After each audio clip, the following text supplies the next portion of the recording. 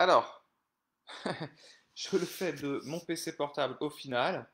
Je pense que mon PC fixe plus le Facebook, ça déconne. Donc, nous voici, nous voici. Je vous laisse arriver et on commence à fond. Ok, je vous laisse arriver.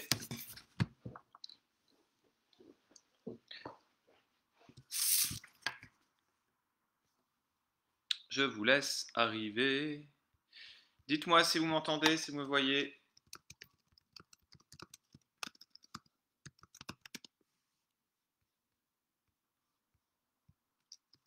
M'entendez-vous? Voilà, un petit souci de flux de l'autre côté. Donc là, normalement, on va être sur du mieux. Coucou dit Mélodie, salut. J'espère que vous allez tous me retrouver. Hop, parce qu'on a lancé une autre session. Oui, c'est bon pour toi. Ok, donc, moi j'ai l'impression que j'ai une bonne image là, donc tant mieux. On est parti. Alors, du coup. Et c'est quoi alors? C'est accéder au pouvoir ultime de la décision. J'ai voulu le poser comme ça parce que je voulais faire un lien avec le dernier live qu'on a fait. Le dernier live qu'on a fait, c'était justement sur l'engagement, d'accord? Prendre sa responsabilité pour sortir du je peux pas parce que j'ai piscine, je peux pas parce que mon cochon d'Inde est malade. Voilà, toutes les excuses qu'on se trouve pour ne pas passer à l'action, ne pas agir, ne pas s'engager vers un changement profond. Ok? Et donc, qui en découle finalement de tout ça, c'est à un moment donné d'être capable de poser une décision. C'est pour ça que je parle du pouvoir de la décision. Est-ce que vous voyez le lien du coup entre prendre sa responsabilité, arrêter de se chercher des excuses et décider, poser des décisions? Yes? Le voyez-vous ce lien? Normalement oui, hein. Quand on s'engage dans sa vie, on prend finalement la décision de s'engager. Ça vous parle cette idée de décision? L'engagement, il est lié au fait de décider. Dites-moi oui dans le chat. Yes. Ok. Bon, alors pourquoi je parle de pouvoir ultime, interplanétaire, interstellaire, de la décision? Je parle de ce pouvoir ultime parce que c'est, j'ai envie de dire, presque les fondements des accompagnements que je propose. D'accord? Le fondement, c'est de permettre à la personne d'être dans un espace dans lequel elle décide et s'engage pour sa vie. Voilà, cheminement logique d'Hilary. Ok, très bien. Pour ceux qui n'ont pas vu le live la dernière fois, regardez-le. Et chaque séance, finalement, quand j'accompagne quelqu'un, je la vois comme ça, comme un moment où la personne pose des choix, décide de ce qu'elle veut faire, générer, atteindre, amener dans sa vie. D'accord? Donc, pour ceux qui sont dans le chat, qui ont déjà fait des accompagnements avec moi, ils doivent le ressentir, cette idée de décider. D'accord? Décider, ça donne le pouvoir. Pourquoi? Parce qu'on ne s'en rend pas compte, mais en fait, on passe notre temps à ne pas forcément décider ou rester sur des décisions précédentes. Des décisions précédentes parfois inconscientes et parfois conscientisées. D'accord? Mais par exemple, rester, je prends la décision de, par exemple, se séparer dans un couple. Je crois que tu es revenu au début, nous dit Laurie, nous dit Jocelyne. Ah, ben, en tout cas, si tu me vois là, c'est bon. Euh, donc, par exemple, la décision de se séparer, c'est une décision qui est très dure à prendre, effectivement, parce que ça implique plein de choses, ça implique soi, ça implique l'autre, ça implique la relation. Mais par exemple, quand on est avec quelqu'un et qu'on est malheureux, finalement, on prend chaque jour la micro-décision de rester, de ne pas changer. Donc en fait, on peut voir notre vie comme une succession de choix. Et le pire du pire, c'est de se faire croire qu'on n'a pas le choix. D'accord? Parce qu'on passe souvent notre temps pour justifier une situation qui ne va pas, à se dire qu'on n'a pas le choix. Mais en fait, on a toujours le choix. Je parlais des couples, mais c'est pareil pour le boulot. Quand j'entends des gens qui me disent j'ai pas le choix que de rester dans mon boulot parce qu'il faut bien manger. Non, ce n'est pas vrai. Tu as toujours le choix. Euh, on a le choix de le matin quand on se lève, même si on a l'impression qu'on n'a pas le choix, on a le choix d'aller s'habiller, de prendre le bus et d'aller à son taf ou de ne pas le faire. Après, ça a des conséquences, d'accord? Les conséquences, c'est autre chose. Mais moi, j'aime bien voir en fait le cheminement, le développement de soi comme une succession de choix. C'est pour ça que je parle de pouvoir ultime, parce que tant qu'on reste dans des choix tout faits, tout tracés, on ne peut pas changer. Et donc, la base du changement, c'est de poser un choix en cohérence avec soi, un choix en cohérence avec ses désirs, un choix en cohérence avec ce qu'on veut créer dans sa vie. Est-ce que ça vous parle, cette idée de choix? Que en fait, dans notre vie, on passe son temps à choisir ou ne pas choisir.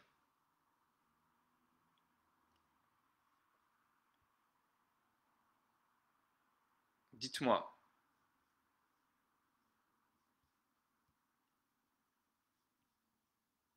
Alors, j'espère que ça vous parle.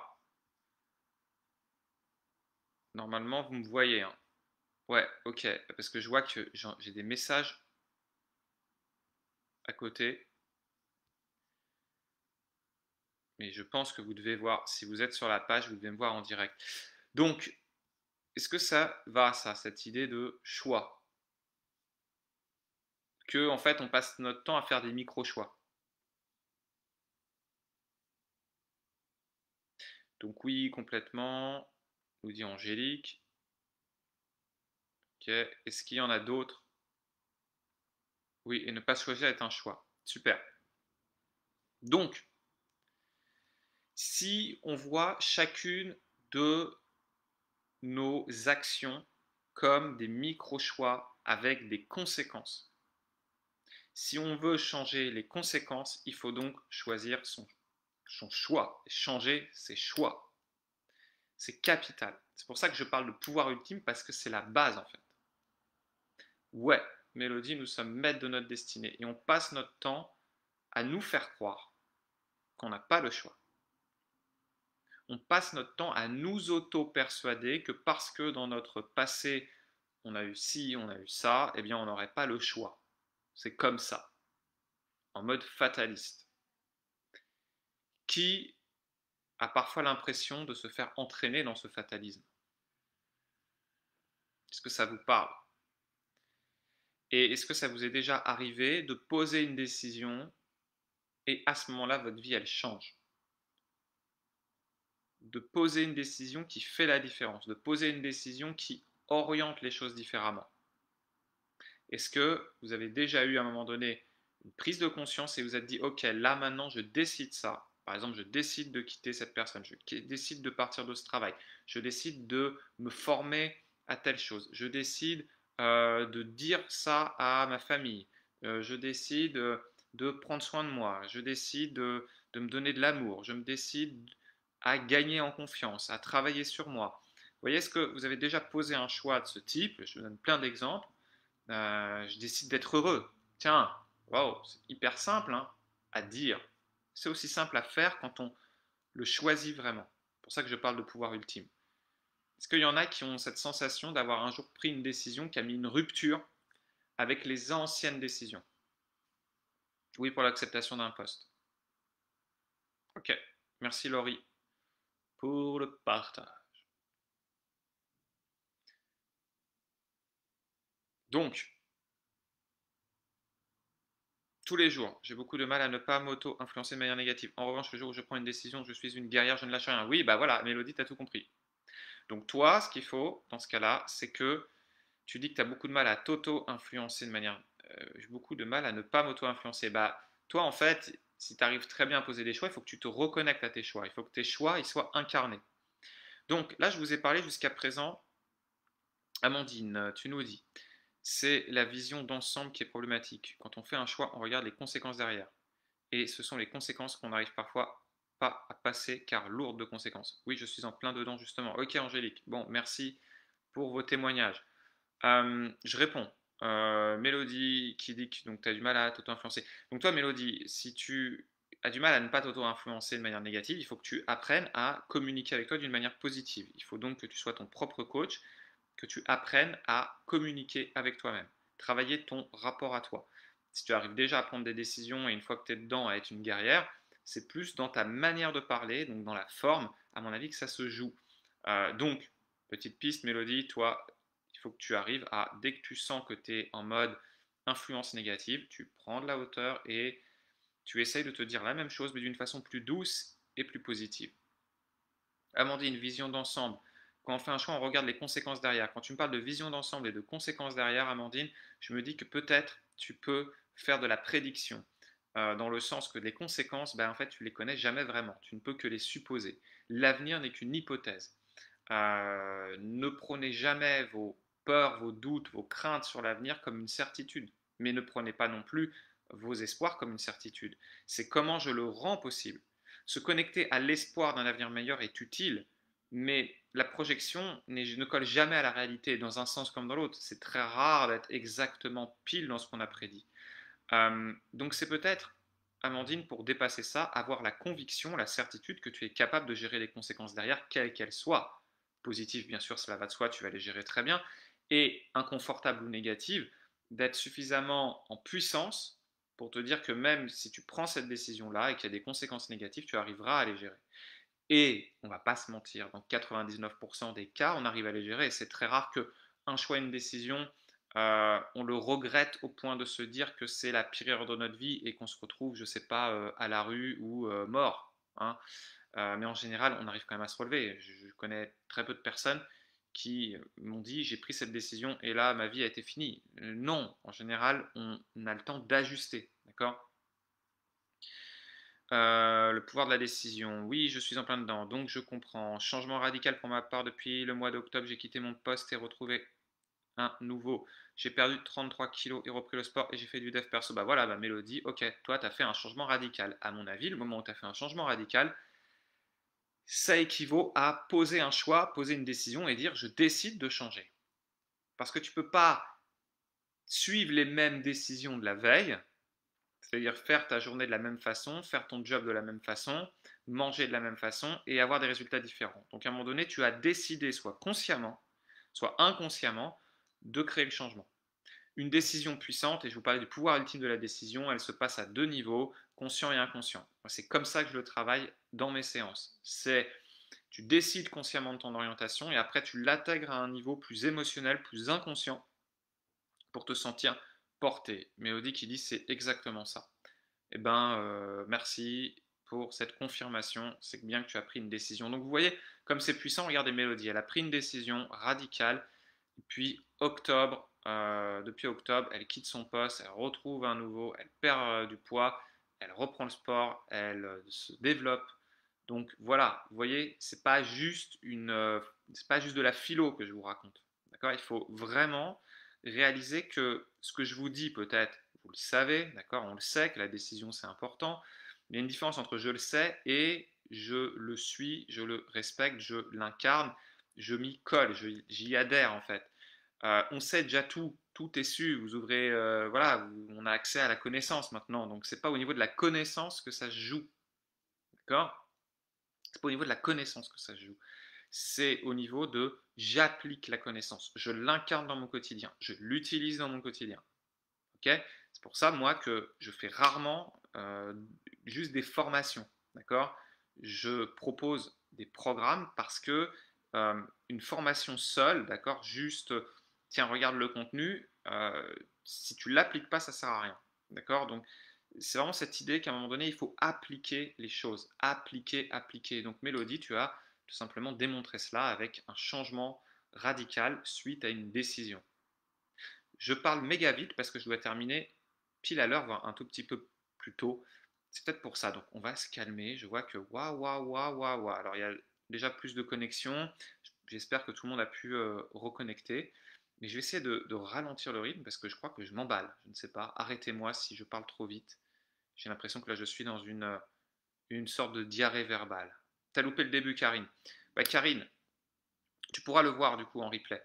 Mais là, en tout cas, apparemment, on a une bonne connexion. Je parlais du pouvoir de la décision. Mélodie qui nous faisait part de son expérience. Tu peux voir ce qu'elle dit avec le poste qu'elle quitte, le poids qu'elle a perdu, et elle confirme que c'est le fait d'avoir posé une décision, la décision de changer, la décision de créer un changement radical. Et je disais que c'est important effectivement de décider et d'avoir une décision consciente, de conscientiser sa destinée, sa direction, et derrière de l'intégrer à un niveau plus inconscient pour que ça soit à fond.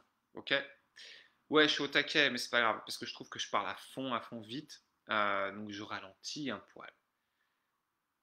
Ok, tu suis. Donc, c'est quoi une décision puissante? Bah, j'ai déjà donné des éléments, hein. Une décision puissante, elle est en accord avec le mental, elle est en accord avec les émotions, elle est consciente, ça veut dire qu'on a conscience de la décision qu'on prend et des conséquences qu'on vise à travers la décision. Et en même temps, on doit la ressentir émotionnellement comme puissante. D'accord? Donc le pouvoir, il est mental, émotionnel et il est conscient et inconscient. Ça veut dire que quand je parle de décision intégrée à un niveau inconscient, ça veut dire que là, on est plus dans l'aspect émotionnel. Inconscient veut dire que je m'y connecte. Je le fais, je me connecte par exemple dans un état modifié de conscience. Je m'y connecte en laissant mes pensées aller pour voir où ça m'emmène. Vous voyez, c'est pas juste je me fais un tableau croisé dynamique et je compare froidement les possibilités pour prendre ma décision.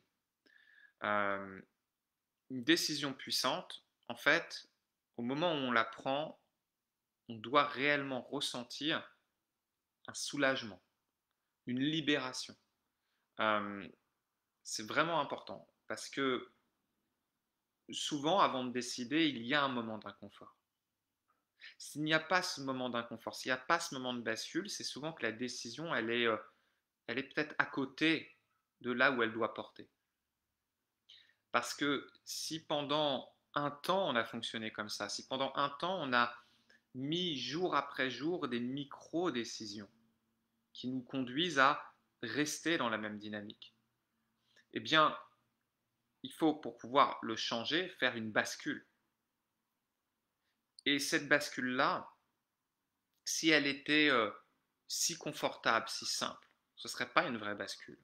Donc une décision puissante, je ne parle pas des micro-décisions qu'on prend tous les jours, d'accord, mais je parle d'une vraie décision d'être heureux, de changer de job, de réaliser un rêve, euh, de, euh, euh, de partir vivre ailleurs, vous voyez, des grosses décisions comme ça, d'être heureux, je disais, hein. Ben, on doit sentir qu'à un moment donné, il y a un enjeu. On doit sentir que euh, c'est un peu inconfortable quand même. C'est là où ça va être puissant. C'est que quand on prend la décision, à ce moment-là, on prend la décision aussi de dépasser l'inconfort. Peut l'importer sur l'audace. Alors voilà, ouais, très bien Laurie, je voulais en venir là. Voilà, vous lisez dans mes pensées, Laurie qui dit l'inconfort peut l'emporter sur l'audace. Et oui, ça arrive, hein. C'est d'ailleurs pour ça qu'on ne décide pas. Donc, une bonne décision, il y a une part d'inconfort et en même temps, il doit y avoir une audace suffisamment puissante, une énergie suffisamment puissante. Rappelez-vous, j'en parle très souvent dans les lives des moteurs de changement, l'inconfort, la douleur, en fait, la douleur et le plaisir. Et c'est toujours là que ça se joue. Si je suis dans le plaisir du changement, j'ai l'audace qui va l'emporter. Si je suis dans la douleur du non-changement, j'ai l'audace aussi qui va l'emporter. Puisque si ça me fait mal de ne pas changer, eh bien, j'ai beaucoup plus facilement posé ma décision. Donc, je ne vous le refais pas ici avec se connecter à la peur du non-changement, se connecter à la douleur du non-changement, se connecter au plaisir du changement pour favoriser la décision. Ça, j'en parle très souvent, mais c'est capital, faites-le. Prenez le temps de vous connecter au plaisir que ça va vous apporter de créer le changement. Prenez le temps de vous connecter à la douleur que ça fait de ne pas changer et votre décision, en fait, elle va décoller. Ok. Euh, Ce qui peut vous empêcher, effectivement, c'est l'inconfort. Alors, comment il vient cet inconfort? Il vient justement par vos projections et cette chose que quand on prend une décision, c'est en général pour changer. D'accord? Le changement, on ne le connaît pas. Donc, il y a l'inconnu qui fait peur. Alors que la situation actuelle, même inconfortable, on la connaît. Et l'être humain, il a une peur profonde de l'inconnu. Donc il faut savoir que cet inconfort, de toute façon, est là et est normal parce que l'inconnu est souvent présent dans une décision. On dit souvent, beaucoup de gens se limitent d'ailleurs, par exemple, de changer de boulot comme ça, en se disant, bah, on sait ce qu'on quitte, mais on ne sait pas ce qu'on gagne. Hein. L'herbe n'est pas forcément plus verte ailleurs. Vous voyez ce genre de proverbe qu'on se dit, ça c'est des freins au changement. D'accord. Ça ne veut pas dire que c'est faux, mais ça veut dire que ça peut être un frein. Et donc il faut en avoir conscience qu'à ce moment-là, notre cerveau, quand il nous bloque, quand on sent que l'inconfort est trop grand et qu'il nous bloque dans notre décision, il nous bloque par rapport à cette peur de l'inconnu. Et c'est normal d'avoir peur de l'inconnu. D'accord. L'inconnu fait peur. Donc déjà, il faut arriver à savoir qu'est-ce qui est lié à l'inconnu. Si c'est lié à l'inconnu, bah, en fait, c'est normal. Ce qu'on vit est normal. Maintenant, en sachant que c'est normal, bah, je peux le dépasser. Je prends le pouvoir dessus de dépasser cette peur de l'inconnu et tout simplement, bah, je me booste, je me connecte à tout ce que ça va m'apporter, je me connecte au plaisir de, et je vais beaucoup plus facilement réussir à le dépasser. Ce changement est devenu vital. Alors, Angélique, ce changement est devenu vital. Pourquoi? Parce que ta douleur de ne pas changer, d'accord, la douleur du non-changement, à ce moment-là, est devenue plus forte que la peur de l'inconnu. Isn't it? Est-ce donc cela, Angélique? Ouais, se méfier des croyances limitantes, effectivement, pour poser un choix. Tout à fait. En fait, ce qu'il faut vraiment se poser comme question, et ceux qui ont suivi la formation stratégie mentale avec moi le savent, c'est pas est-ce que c'est bien ou pas bien, est-ce que c'est vrai ou est-ce que c'est faux de penser ça, c'est est-ce que c'est utile. Tu vois, même derrière le mot limitant, on entend beaucoup parler de croyances limitantes. Moi, j'ai envie de te dire, est-ce que ta croyance, elle est utile ou pas? Ouais, est-ce qu'elle me limite ou est-ce qu'elle m'ouvre des portes? C'est utile de croire ça parce que je vais du coup peut-être faire attention, réfléchir. Oui, bah alors dans ce cas-là, je la garde, peut-être je tempère. C'est limitant parce que ça fait des années que j'y réfléchis, je me bloque, j'ai déjà essayé, mais au dernier moment, je renonce, etc. Oh, et si j'essayais de vivre ma décision sans cette croyance, il se passerait quoi? Vous voyez? En général, une croyance limitante, elle a tendance à se répercuter plein de fois dans notre vie. Ça veut dire que c'est souvent un truc qui va nous empêcher de changer. Et ça va se voir dans le domaine amoureux, dans le domaine perso, dans le domaine pro. Des croyances limitantes, elles ont tendance à être un peu insinueuses et être visibles dans plein de domaines de notre vie. C'est rare qu'une croyance vraiment, vraiment limitante, elle soit que sur une seule chose. Hein. Voilà, le pas en avant, le pas en arrière. Bah ça, voilà, par exemple, ça c'est parce qu'il peut y avoir effectivement des croyances insinueuses euh, qui effectivement peuvent te limiter dans des domaines pro, perso, sentimentaux, à plein de domaines de vie. Et donc de le voir, ça permet peut-être de te mettre en méta et de te dire, ah tiens, en fait, ce qui se joue tant dans mon boulot, tant que là, tant que là, tant que là, tant que là, c'est ce sujet-là.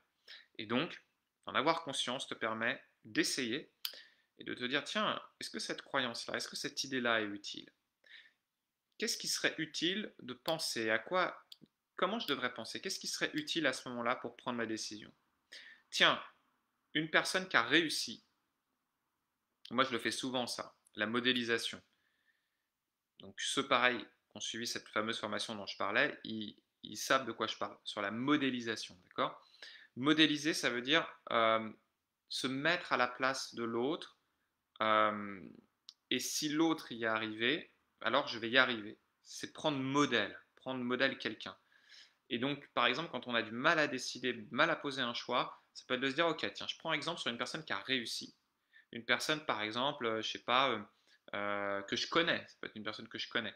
Qu'est-ce qu'elle aurait décidé, cette personne-là qui a réussi, cette personne-là qui a, par exemple, quitté son job, cette personne-là qui est maintenant épanouie en amour?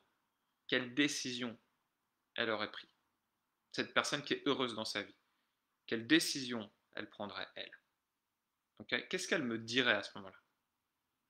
Est-ce qu'elle me dirait euh, un tien vaut mieux que deux, tu l'auras? Est-ce qu'elle me dirait l'herbe n'est pas plus verte ailleurs?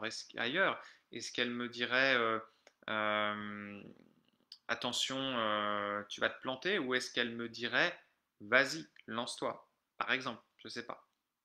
Donc c'est, vous voyez, de vous nourrir aussi de modèles extérieurs. Ça peut être une star, hein. Vous pouvez vous modéliser avec une star. Moi j'en parle souvent pour ma reconversion. Moi j'ai modélisé d'une certaine manière Brian Molko, le chanteur de Placebo, parce que c'est quelqu'un qui m'inspire beaucoup. Et j'ai commencé à essayer de raisonner comme lui. D'accord. Et voilà, et c'est pour ça que j'ai réussi à me lancer. En me disant, si je veux des résultats extraordinaires, une vie extraordinaire, il faut que je fasse des choses extraordinaires. Il ne faut surtout pas que j'écoute mes potes qui me disent, non, non, reste bien tranquille dans ta boîte, attends, tu gagnes bien ta vie, mais qu'est-ce que tu vas aller faire là, etc. Tu vois. Ouh, est-ce que ça va? Est-ce que ça va? Je suis un peu déchaîné ce soir. Euh, je parle dans tous les sens, en fait, je me rends compte. Mais en fait, hein, cette thématique-là, elle est tellement, tellement enrichissante. Donc, ça va, ça suit? Est-ce que vous êtes d'accord avec ce que je raconte sur la décision? Est-ce que vous voyez à quel point ça peut être puissant de décider? Alors, c'est puissant comment? Dites-moi d'abord si vous êtes OK avec ça. Si vous êtes OK avec ce que je vous raconte sur la décision. Je vous ai parlé du pouvoir ultime de la décision, hein. Prendre une décision, très bien, merci pour belle énergie. C'est cool. Donc, décision, ça veut dire quoi décision? Choisis tous les jours, mais pas la même chose à chaque fois. Ah d'accord, choisis tous les jours, mais pas la même chose à chaque fois. Eh bien, Karine, dans ce cas-là, qu'est-ce qu'il faut? Il faut que tu sois connecté à ta décision, en fait. Il faut que tu aies ta décision. Voilà, alors là, on est sur un peu la thématique de l'autre fois. En fait, une bonne décision, pour répondre à ta question, Karine, enfin à ton observation, une décision puissante, elle est liée à un engagement derrière. Ça veut dire que quand tu poses ta décision, il faut que ce ne soit pas une décision du style oh, bah, tiens, aujourd'hui je décide de. Non, ça doit être ressenti, ça doit être incarné. Moi, je le fais souvent faire à mes clients la main sur le cœur. C'est tu te fais une promesse en fait. Une décision pour qu'elle soit puissante, il faut qu'il y ait un putain d'engagement derrière. Ça veut dire que quand tu décides un truc, tu t'engages et tu respectes tes engagements. Et c'est par le respect de l'engagement que ta décision devient puissante. Euh, Sinon, si tu poses une décision et que le lendemain, tu en prends une autre, ta décision, elle n'est pas puissante. Elle est volatile. Elle est... bah, c'est pas une décision puissante. On est dans le cas de la micro-décision, en fait. Et du coup, tu te retrouves dans un schéma où tu micro-décides un truc, puis le lendemain, tu micro-décides son contraire. Puis, tu vois ce que je veux dire? Et en fait, ça devient un schéma. Donc, par exemple, ta décision, Karine, peut être de sortir de cette alternance. Je décide un truc, je décide l'autre. Je décide un truc, je décide l'autre. Okay. Ta décision peut être de je prends une voie, je prends un chemin et je m'y tiens. Je m'y tiens, je ne sais pas, au début 15 jours, je m'y tiens un mois, je m'y tiens 6 mois, je m'y tiens. Tu vois, à toi de fixer ta temporalité. Mais au début, c'est de te dire, ok, je sors de cette alternance. Tu vois. Et sortir de cette alternance peut être la décision. Et derrière, c'est comment je m'engage pour sortir de cette alternance. Qu'est-ce que je fais de différent? Peut-être j'en parle à des amis, peut-être j'en parle à quelqu'un, peut-être pour créer l'engagement. Parce qu'une décision puissante, tu ne vas pas la rompre comme ça du jour au lendemain. Tu vois. C'est pour ça que le pouvoir de la décision est lié à l'engagement. Sinon, ce n'est pas une décision puissante. C'est une décision, c'est une micro-décision du quotidien. Où tu peux un coup décider l'un, un coup décider l'autre. Est-ce que je vais manger une pizza ou est-ce que je me fais une salade ou est-ce que je me fais des pâtes ou tu vois, voilà, c'est pas une décision puissante. Décision puissante, c'est ok, voilà ce que je décide, je m'y engage. Premier pas, deuxième pas, troisième pas. En fait, pour qu'elle soit puissante la décision, il faut que derrière il y ait de l'action. D'accord. Si vous prenez une décision et que ça reste que là-haut, ça sert à rien. D'accord. C'est je prends la décision et derrière, qu'est-ce que je fais? Derrière, j'agis. Derrière, je pose un acte. D'accord. l'acte fondateur. C'est souvent comme ça, moi, que j'invite mes clients à faire. C'est, ok, tu poses ta décision très bien, mais maintenant tu me prouves que ta décision, elle est réelle, elle est vraie, elle est validée. Voilà, tu le prouves par un acte. Est-ce que ça te parle, Karine? Aux autres, est-ce que ça vous parle, cette idée que ta décision, tu la rends puissante par l'engagement et par l'action derrière? Est-ce que ça parle à tout le monde, ça? Sinon, c'est pas une décision. Sinon, c'est un micro-choix, quoi. C'est du quotidien, quoi.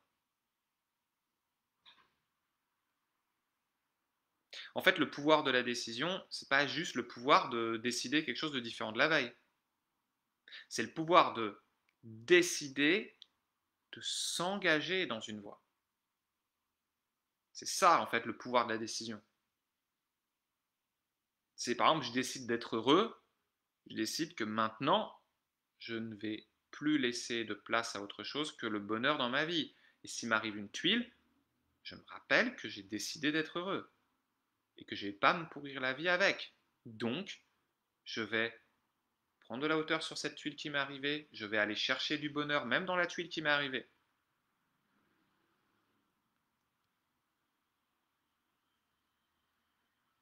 Ça va ou pas? J'ai l'impression que ça va parce que j'ai le flux qui est bon, je vois des yes.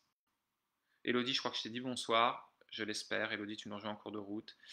Tu pourras voir en replay le début. Mais voilà, Karine, dis-moi que ça te parle tout ça. Voilà, le pouvoir de la décision lié à l'engagement. Qu'est-ce que je voulais dire? Je ne sais plus où on en était. Donc, puisque ça vous parle, bah, tant mieux, hein, c'est ça. Euh, ok, alors, on en est où?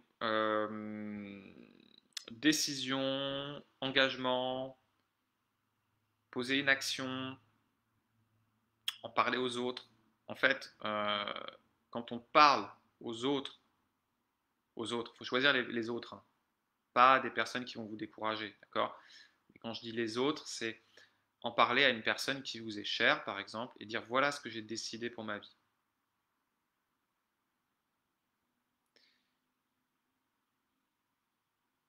Ouais. Ok, j'y reviens, Mélodie. J'y reviens tout de suite. Donc, voilà ce que je disais sur la décision. Sur, voilà, en parler à quelqu'un, en fait, en parler à quelqu'un qui vous est cher, quelqu'un de confiance, et lui dire voilà ce que j'ai décidé pour ma vie, j'ai décidé d'être heureux. Vous pouvez même lui demander un rôle à cette personne, d'être le témoin de votre décision. Vous savez, c'est un peu comme un mariage, hein. Pourquoi ça existe les témoins? Bah, c'est pour témoigner de l'engagement. Vous voyez, quand on se marie avec quelqu'un, on prend la décision de se marier avec la personne. C'est ok, vous voyez bien que c'est une décision, mais cette décision-là, elle pourrait tout à fait être révoquée le lendemain, si ce n'était qu'une décision. Ce n'est pas une décision révocable, et à ce moment-là, se marier avec quelqu'un devient une décision ultime, pour reprendre l'expression, parce que derrière, il y a un engagement. D'accord? Cet engagement-là, normalement, quand on se marie, il ne se rompt pas tout de suite. Alors, ok, ça arrive que ça se rompe, d'accord? C'est quand même quelque chose qui engage. C'est pas juste, voilà, je décide qu'on vit ensemble encore une journée. En général, c'est pas ça que ça veut dire, d'accord? Donc, voilà, lié à l'engagement. Mélodie, j'ai l'impression que pour prendre une décision ultime, il y a souvent des facteurs externes, notamment liés à la temporalité, des rencontres, des éléments du quotidien qui vont provoquer un déclic. Oui, mais oui, oui, oui, oui. Seulement, Mélodie, si tu attends le déclic, si tu attends le facteur externe, tu remets ta vie à la providence. Alors, je veux bien. Il y a des gens qui disent que voilà, il faut être dans le lâcher prise, laisser faire, etc. Ouais, d'accord, très bien. Peut-être que se laisser faire, ce lâcher prise va t'amener un facteur externe qui va t'aider à te décider et à t'engager. Mais peut-être pas. Donc, par rapport à ça, j'ai envie de te dire, attention Mélodie, c'est peut-être une croyance limitante de te dire, si c'est une croyance limitante, si dans ta vie, tu as l'impression que tu as besoin de ça pour prendre une décision. c'est pas limitant si tu arrives à utiliser les choses de la vie qui se présentent à toi et que tu t'en sors très bien. Mais j'ai l'impression que ça peut être quand même vachement limitant parce que facteurs externes, tu les maîtrises pas, hein. Alors, c'est comment je profite de la temporalité. Comment je... bah ouais, on n'est pas acteur de son changement. Donc en fait, tu vois, oui, la temporalité, ça joue. D'accord. Mais comme je le disais la dernière fois, hein, ça ne sera jamais le moment, hein. Ce n'est jamais le moment, puisque on va toujours trouver des justifications à son non-changement. C'est pas le moment, mon chat est malade, on est en lune montante, vous voyez, des trucs comme ça. Alors je veux bien hein, qu'on ait certaines croyances et que c'est... Parfois, il faut aussi réfléchir au moment où on fait les choses. Je ne dis pas qu'il faut toujours se précipiter, mais attention quand ça devient une excuse, hein. C'est là où c'est problématique. Euh, donc par exemple, dans ce cas-là, Mélodie, si tu vois que ça devient problématique, l'idée c'est peut-être tout simplement de poser cette décision-là, de générer les déclics, de générer les rencontres, de générer ces fameux éléments du quotidien. Et donc là, il peut y avoir déjà une décision préalable, à ce moment-là, de t'ouvrir aux signes extérieurs, d'aller à l'écoute des signes extérieurs. Euh, Là, on peut carrément rentrer dans le spirituel, hein. Les gens spirituels, euh, connectés, d'accord, c'est des gens qui vont percevoir des signes, qui vont être à la recherche de la temporalité. Ça ne veut pas dire qu'en vrai, cette temporalité ou ce signe existe, parce qu'il n'existe pas pour quelqu'un qui n'est pas spirituel à ce moment-là.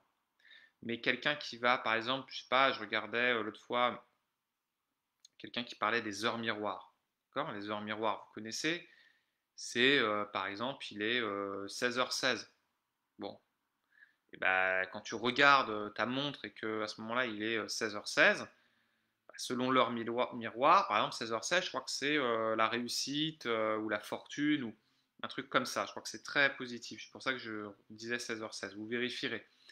Mais quand par exemple tu regardes 16h16, il y en a qui vont dire ah, alors là, à ce moment-là, j'ai pensé à lancer ce truc-là pour mon business. Donc, wow, c'est le 16h16, c'est la fortune, alors je le lance. Est-ce que en vrai, c'est le moment de le faire? Ou est-ce que c'est la personne qui se dit que c'est le moment de le faire parce qu'elle donne un sens aux facteurs extérieurs? Et donc, c'est intéressant là de choisir les facteurs extérieurs auxquels on a envie de donner un sens. Moi, ça m'est déjà arrivé de poser des décisions par rapport à un tirage de cartes, hein, ou par rapport à une heure miroir. C'est fou, hein? Mais oui, tout à fait. Parce que euh, je crée l'événement. Je me dis, tiens, je vais essayer de me connecter à quelque chose qui me dépasse et je vais faire de ça un signe. Je m'en fous que ce soit à la rigueur vrai, faux, je sais pas. Mais en tout cas, je me dis, tiens, je vais utiliser l'élément extérieur comme une guidance. Là, vous voyez, on rentre dans le spirituel. Donc, tes éléments extérieurs, ils peuvent être des guidances à partir du moment où tu choisis de leur donner ce rôle-là. Ça peut être les heures miroirs, ça peut être tirage de cartes, ça peut être quelque chose plus lié à de la superstition. Tiens, je vois un chat passer, ça veut dire ça. Voilà, c'est qu'est-ce que tu choisis comme élément extérieur te donnant le signe. Tiens, j'ai un ami qui m'a appelé à ce moment-là, qu'est-ce que ça dit? Euh, Et donc ça, c'est d'être ouvert aux éléments extérieurs. En général, tu vas les utiliser, les éléments extérieurs, à partir du moment où tu les as un peu définis, où tu les as un peu réfléchis, ces éléments extérieurs. En fait, c'est d'être dans une spiritualité incarnée et assumée. Elodie qui dit les cartes, ça me parle bien. Elles m'aident beaucoup à prendre des décisions, justement. Ouais, tout est une histoire de positionnement. D'accord. Et la spiritualité, c'est ça. C'est de trouver le bon équilibre. Pas être trop dans le perchouille, C'est-à-dire trop dans le perso, c'est je deviens incapable de prendre une décision sans tirer une carte. Là, c'est qu'il y a un problème. Je prends aucune décision sur un ressenti, sur un signe. Moi, j'ai besoin que ce soit purement mathématique, j'ai besoin d'avoir des preuves, que ça marche à l'avance, tout ça. Waouh, je vais peut-être en fait rien faire de ma vie. Vous voyez? Donc, équilibrez-vous là-dessus. Et la spiritualité, c'est génial parce que ça vous ouvre au-delà de vous-même, en fait. Pour créer des grands changements, en général, il y a besoin quand même d'accéder au niveau spirituel. Alors peut-être que c'est un peu foufou ce que je vous raconte là. On part un peu dans le côté spirituel avec, je vous ai parlé des heures miroirs, des cartes, des choses comme ça. Euh, mais c'est quelque chose vraiment qui peut être très puissant à partir du moment où on donne un sens fort à ça. Donc les éléments extérieurs peuvent nous accompagner, bien sûr, Mélodie. Mais c'est dans ce cas-là, définis quel est ton cadre, qu'est-ce qui va te faire dire, tiens, ça c'est un signe. Et après, tu testes, tiens, j'ai pris cette décision à partir de ce signe-là. Est-ce que finalement c'était bien ou pas? Un truc pour rendre la décision puissante, donc je vous ai dit connecter émotionnellement, connecter spirituellement, euh, en parler à quelqu'un pour avoir un engagement, euh, le faire en forme de promesse en fait. C'est pour ça que je vous disais, je le fais à mes clients la main sur le cœur souvent. Le faire sous forme de promesse. Euh, et c'est déjà beaucoup. C'est beaucoup d'informations aujourd'hui. Beaucoup de choses que je vous livre comme ça, en mode brut, mais c'est super important. Et donc, oui, ce qui peut empêcher parfois de prendre la décision, c'est justement la peur des conséquences. Mais en fait, une décision, elle est jamais, euh, déjà, elle est jamais mauvaise, parce qu'au moment où vous la prenez, si vous la prenez, c'est qu'elle est, vous le faites avec les paramètres que vous avez, donc rassurez-vous, la décision que vous prenez, elle est bonne. C'est juste après comment je fais en sorte qu'elle reste bonne. Je prends la décision d'être heureux, je prends la décision de me parler gentiment, je prends la décision d'être dans l'amour de moi, de mon prochain. C'est une très bonne décision. Comment je fais en sorte qu'elle reste bonne? Comment je fais en sorte de rester dans cette dynamique-là? Comment je fais en sorte que cette décision-là, elle ne me mette pas dans des situations, par exemple, de soumission à l'autre, si je décide d'être dans l'amour de l'autre. Et en fait, je m'étais fait avoir dans mon passé, et du coup, bah oui, je décide d'être dans l'amour, mais bon, peut-être qu'on va abuser de ça. Bah, comment je fais pour être dans l'amour de l'autre, tout en étant, euh, tout en me protégeant? Vous voyez, une décision, elle vous engage quand elle est bien faite, et elle est préservée par vos actes ou ajustée par vos actes. Ça veut dire que quand on a pris une décision, si à un moment donné on se rend compte que le chemin n'est pas celui qu'on avait espéré, on peut tout à fait revoir la décision tout en gardant l'intention qu'on avait posée à la décision. Vous voyez? Ce qui est important quand on pose une décision, et on va terminer sûrement là-dessus, c'est l'intention qu'on y met. La décision n'est que le prolongement de l'intention. C'est pour ça qu'une décision ultime, elle est clairement connectée à une intention. Et là, ça va vous rendre inarrêtable. Si à chaque fois que je fais quelque chose, j'ai l'intention de, boum, vous trouvez l'énergie. Systématiquement. D'accord? Pourquoi on arrive à supporter le fait de changer les couches de son enfant? Bah parce qu'on a l'intention de lui apporter du confort. On a l'intention de l'aider, de le guider dans la vie, de le faire grandir. Et donc la décision qu'on a prise à ce moment-là d'avoir un enfant, qu'on l'ait pris consciemment cette décision ou qu'on l'ait pris inconsciemment, on en assume les conséquences. Parce qu'on a une intention forte. Est-ce que vous voyez ça? L'intention, la décision, l'engagement.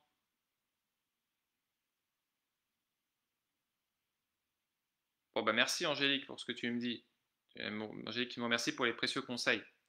Et oui, ravi que ça te parle et que ça t'aide. Donc voilà, si vous voulez que votre décision, elle prenne un pouvoir ultime, mettez-y une puissance, mettez-y une intention, mettez-y du spirituel, mettez-y de l'engagement, mettez-y la main sur le cœur, mettez-y vos tripes. Donnez-vous le choix de ne plus avoir le choix. Je suis très là-dedans en ce moment. Je suis très là-dedans parce que c'est ce que je propose justement dans certains de mes accompagnements. De partir sur cette idée de ne plus avoir le choix que d'autres choix que de réussir, de s'en sortir. Quand vous vous donnez plus d'autres choix, vous y arrivez. D'accord? Et alors, il y en a qui disent qu'il faut brûler ses bateaux quand on se lance dans quelque chose. Je ne pense pas forcément. On n'est pas forcément obligé de brûler ses bateaux.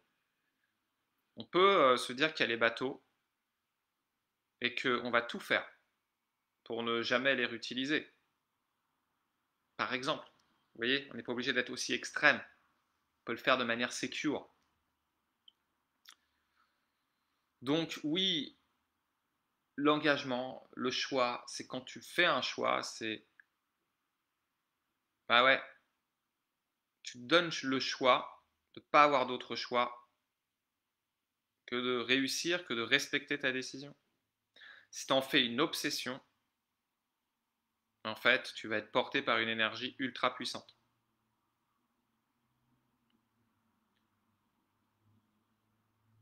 Ceux qui y arrivent, hein, c'est ceux qui, à un moment donné, prennent la décision, en fait, d'en faire une obsession. Regardez les grands sportifs. Hein.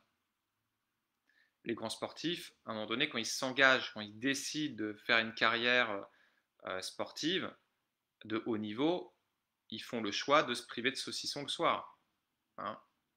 Ils font le choix de se priver des apéros avec leurs potes. Ils font le choix de se priver des boîtes de nuit jusqu'à 5 heures du mat. Alors, attention, hein, il y a des exceptions, on en entend parler, par exemple les footballeurs, etc. Mais euh, bref, la plupart du temps, d'accord, ils font quand même le choix d'avoir une vie, il ne faut pas croire, c'est une vie de sacrifice. Mais parce qu'ils sont connectés à, en fait, une intention tellement puissante que le choix qu'ils suivent, en fait, ils en assument les conséquences.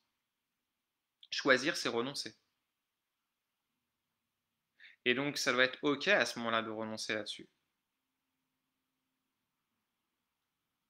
Bah, Karine, c'est ce que je t'ai dit, il faut que tu sois connecté au sens que tu mets à ta décision. C'est dans l'intention que ça se joue. Donc, c'est ça, c'est vraiment, c'est d'en faire une obsession. Une obsession, d'être relié justement à ce que ça t'apporte, à pourquoi prendre cette décision-là, et derrière d'en assumer les conséquences. Une décision vraiment alignée, en fait, on se dit que même si on va en chier, c'est OK. D'accord? Une fois, j'avais accompagné une personne, ça me vient comme ça et je terminerai là-dessus. Euh, une personne qui souhaitait perdre du poids et qui n'y arrivait pas, dans le sens qu'elle avait posé sa décision, elle était lancée, mais elle sentait que sa décision, voilà, elle avait un peu de mal à la tenir, d'accord, malgré un engagement fort, malgré vraiment une décision, je m'en rappelle, très très connectée, elle l'avait fait d'une façon assez émotionnelle, assez puissante, elle s'y était bien engagée, enfin, voilà, tu sentais que la personne, c'était voilà, c'était une vraie décision, c'était pas juste je décide de, ouais, je décide peut-être éventuellement de perdre du poids, quoi. Hein. C'était pas ça.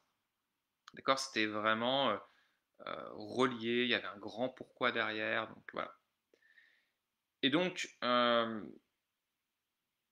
avait des difficultés, elle trouvait que ça mettait du temps, que voilà, elle n'y arrivait pas vraiment, elle sortait parfois, elle était dans de la résistance, elle sentait que sa décision, elle avait du mal à la tenir, justement. Et en fait, là-dessus, qu'est-ce qu'on a travaillé? Ben, pour justement qu'elle arrive à la tenir, cette décision-là, qu'elle arrive à garder le cap. On a fait un truc assez dingue, c'est qu'on a travaillé toute la séance sur prendre du plaisir à en chier. Ouais, vous entendez bien, prendre du plaisir à en chier. Ça veut dire que on a travaillé au fait de pouvoir ressentir de la satisfaction, de la fierté, du plaisir à chaque fois qu'elle allait être tentée de sortir de sa décision. Et du coup, à chaque fois qu'elle a eu une tentation, des gâteaux qui défilaient devant ses yeux, eh ben, qu'est-ce qui se passait? Au lieu d'être juste dans oh là là, il faut que je tienne, il faut que je résiste, non, elle était dans waouh, mais c'est génial, je vais être fière de pouvoir rester dans ma décision. Ah ouais, là c'est vraiment très très très douloureux, mais waouh, c'est génial parce que waouh, j'ai du plaisir à dépasser cette galère. Vous voyez, il ne faut pas grand-chose. Et ben, je peux vous dire qu'après cette séance-là, pouh, ça a été radical. D'accord? Donc il y a tellement d'axes que bien sûr c'est du cas par cas. Ok, ce que je vous livre là, c'est voilà, c'est une ligne directrice, c'est des choses à intégrer, mais après, vous voyez, c'est au cas par cas. Et cette cliente-là, son cas, c'était d'arriver à prendre du plaisir, à respecter sa décision, même dans les moments difficiles. D'accord? Apprendre à aimer un petit peu en chier. Donc voilà, accepter sa décision et tout ce que ça implique et les conséquences. This is it. Voilà pour aujourd'hui. Est-ce que ça va? Est-ce que c'est OK? Est-ce que ça vous parle? Est-ce que vous validez tout cela? Dites-moi. Et à ce moment-là, on lèvera les voiles.